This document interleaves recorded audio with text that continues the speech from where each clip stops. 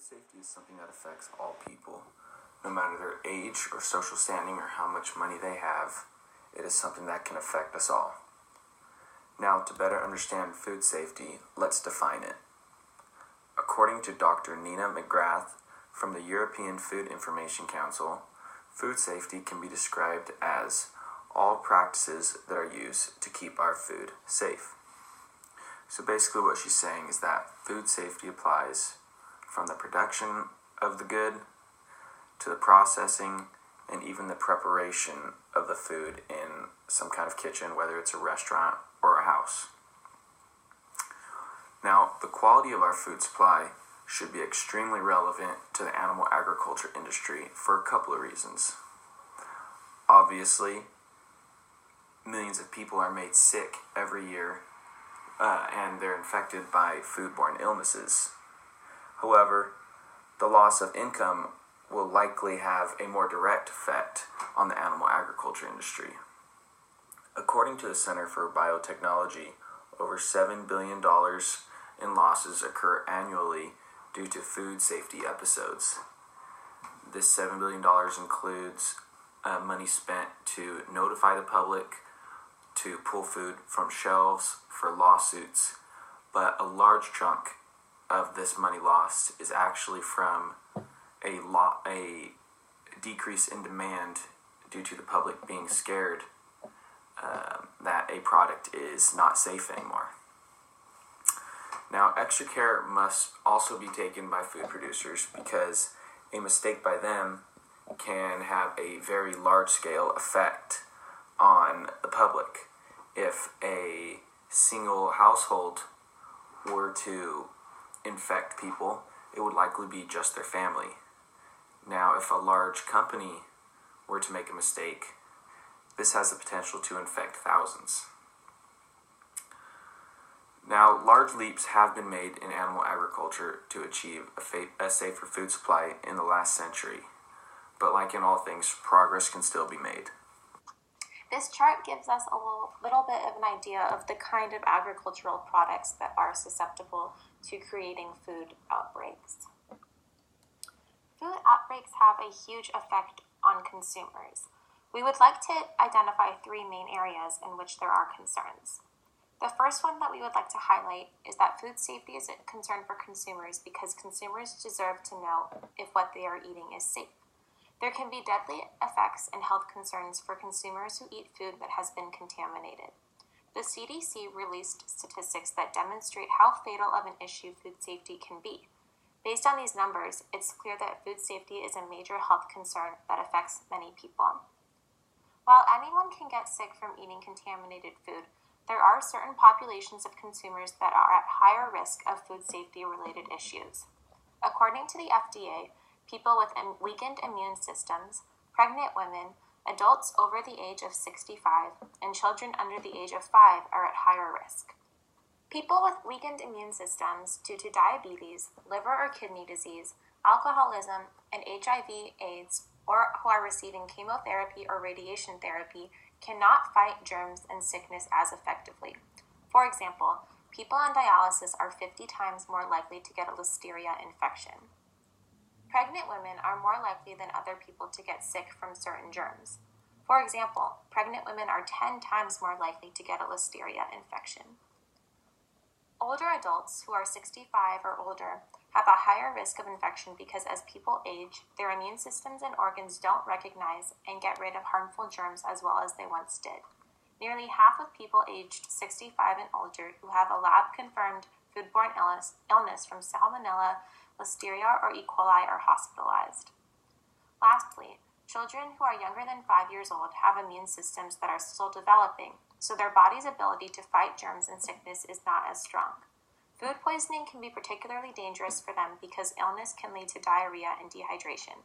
Children younger than 5 are 3 times more likely to be hospitalized if they get a salmonella infection. And kidney failure strikes 1 out of 7 children under age 5 who are diagnosed with E. coli.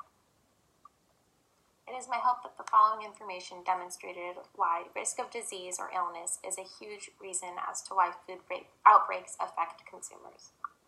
There is also a significant monetary impact to consumers and the economy. A majority of consumers who become ill recover at home or with minor medical assistance. The CDC reports there are 128,000 people hospitalized annually due to foodborne illness.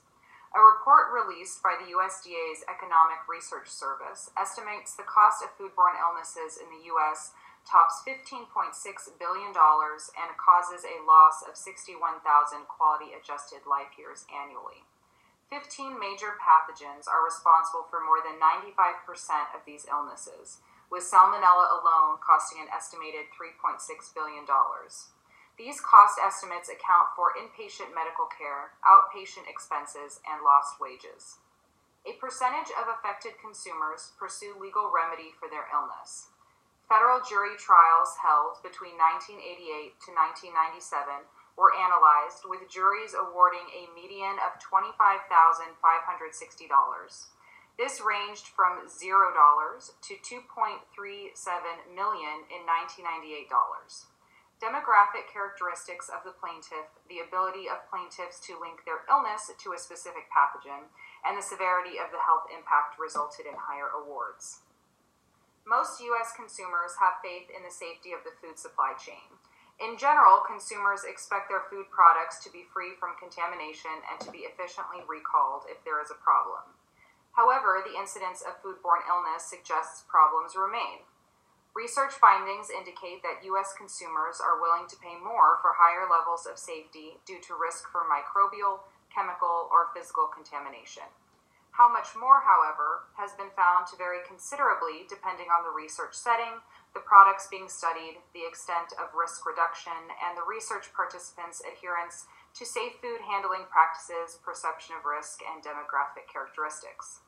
In recent years, substantial media coverage has instilled fear in consumers, and hesitancy to purchase particular products is on the rise. This is demonstrated with the recent E. coli outbreak. Romaine lettuce sales were down more than $71 million in 2018. Consumers are still hesitant to purchase romaine lettuce at grocery stores or restaurants, even as the CDC declares it safe again. For the agricultural industries nowadays, whether it be livestock or produce, they are under strict regulations because of the increase in concern with foods being safe and healthy enough to eat. The definition of a foodborne outbreak is when two or more people get the same illness from the same food or drink. Food can get contaminated in multiple ways during this process. At the production level, at the site or actual process of growing the food or raising the livestock, it can be contaminated through pesticides or disease going through the animals. At the processing level is the actual changing of the plant or animal from what it looked like at harvest to what we see as food, which can be butchering or harvesting. At distribution, movement or transportation of the food from the processing plant or farm can be contaminated through too much long time of transportation or faulty units of keeping the crops cool. The preparation level, which is the actual cooking of the food or by an individual restaurant, can go through multiple ways of contamination.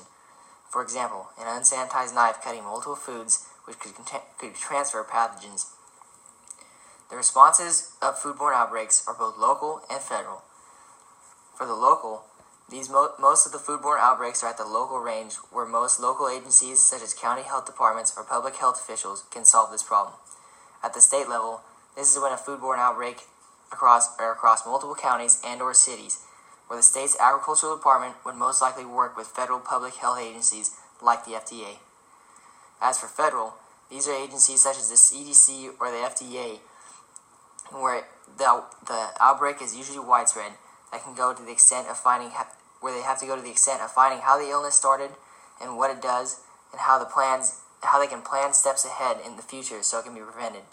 For example, the E. coli outbreak from last year of September, where they identified the Cargill meat solutions from Fort Morgan, Colorado, had to be recalled due to 18 infected people and 1 death, where they gave out the information of the labeling number of the meat and the date it was shipped out. They also listed the symptoms to help those who might have been infected. The CDC does this a lot, where they post timelines and guidelines to help people understand the foodborne outbreak and how to stop and prevent it from being further diseased.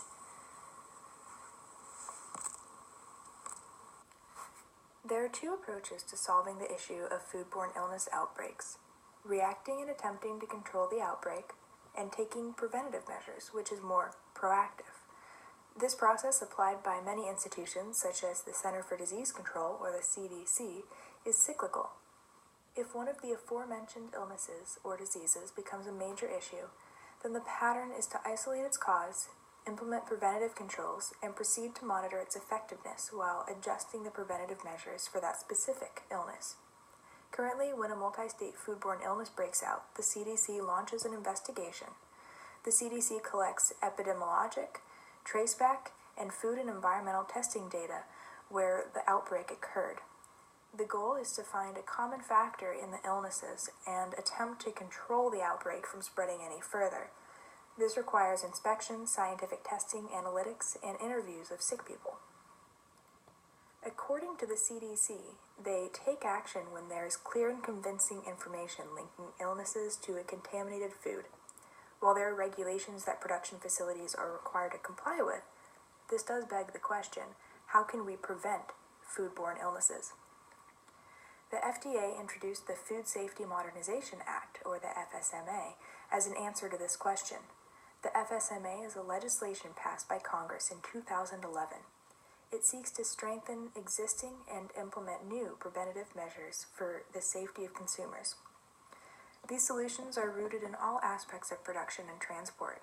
This involves foreign supplier verification, produce safety, sanitary transportation, international adulteration, preventative controls, and third-party certification. These measures are enforced through the FDA as part of the Food Safety Modernization Act. So far, large food companies have been more successful in meeting FSMA guidelines by the deadlines. This is difficult for smaller companies, understandably, which take longer to implement new protocol. This is seen in the chart, which demonstrates how timely companies have been in complying with new food safety standards.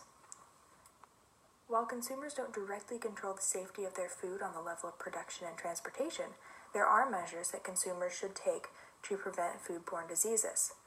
It is recommended to keep up with CDC and FDA news about disease outbreaks. This can be done on social media or in the regular news. And by keeping things clean, separating raw meats from other foods, cooking food thoroughly, and promptly refrigerating food, consumers can prevent the growth and spread of bacteria.